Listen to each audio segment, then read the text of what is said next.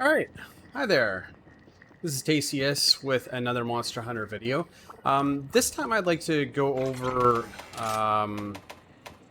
something that's a little bit annoying with the way that the anti-species jewels were listed or described, rather, by Capcom. Basically, here's like the best example. Whenever you think anti-dragon jewels, the first thought in your mind is like, oh, I'm gonna get 5%. By the way, that they cause 5% more damage to those species. But anyways, you're thinking, I'm gonna cause 5% more damage against Teostra, for example, or like I'm gonna cause 5% more damage against Malzeno, like any elder dragon, right? It specifically says right there, dragon. Except that that's not the case. Because like if you go back, you're like, oh, it says anti-dragon jewel. But when you go to the actual description, it says wyvern exploit. Okay, cool. So increases damage to bird, flying, brute, piscine, and fanged wyverns, as well as leviathans. Okay, so what does that mean exactly? I mean, like, so you think, well, flying. Okay, well, I mean, dragons fly. That should work against them because it says anti-dragon and it's a flying monster. Still, doesn't work against them because this is only against flying wyverns or bird wyverns or brute wyverns, etc. Right? So, the best thing to do is to look up this little handy thing here. I'm going to link this in the description, so you don't have to worry about it. Okay, so this is an image that shows you each of the things that work for each of the anti-species jewels. So, like, you can see there are a ton of anti-dragon, like dragon monsters, right? Wyverns. But you look at the anti-aeriel, they're like, okay, well, so we go to the elder dragons, and there we go. We got elder dragon here, Malzeno, we got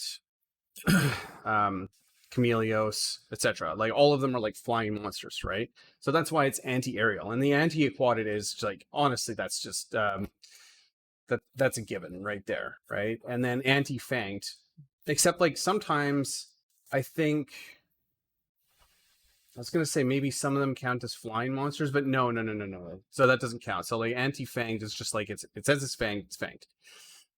But so yeah, I wanted to describe this. There's also a mod that you can download that instead of constantly like, you know, going back and forth with the jewels, where anti-aerial works on like every single monster in the game, which, you know, fine. If you want to use that, that's totally fine. I actually think that's a great idea, because making multiple sets for multiple monsters and like constantly going to your hunter's notes and like, I mean, I guess that's just part of Monster Hunter. There's nothing wrong with that inherently, but like the type of player that I am, I want to just like go.